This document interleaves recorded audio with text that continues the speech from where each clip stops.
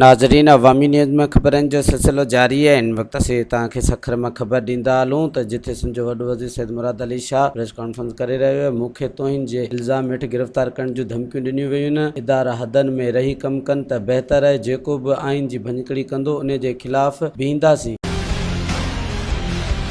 जो भी इस मुल्क में कानून को ब्रेक करेगा, चाहे वो कानून के रखवाले क्यों ना हो, चाहे वो अदलिया से क्यों ना, अगर कानून को तोड़ेंगे, इस आइन की मुखालफत करेंगे तो हम उनके खिलाफ खड़े होंगे। मैं ये नहीं कह रहा कि पीपल्स पार्टी के साथ खड़े हों, मैं ये नहीं कह रहा कि सियासतदानों के साथ खड़े हों, कहता हूँ कि कानून के साथ खड़े हों, रूल ऑफ लॉ के साथ खड़े हों। सिंध पुलिस का आपने देखा था क्या हुआ। कल एक प्रोविंशियल गवर्नमेंट के अफसर ने भी खड़े होकर कहा है कि जी आप कैसे अपने आईनी हदूद से तजावुज़ कर सकते हैं, और विड्रॉ करना पड़ा है। धमकी तो आ जाती है, मुझे भी धमकियां आई हैं,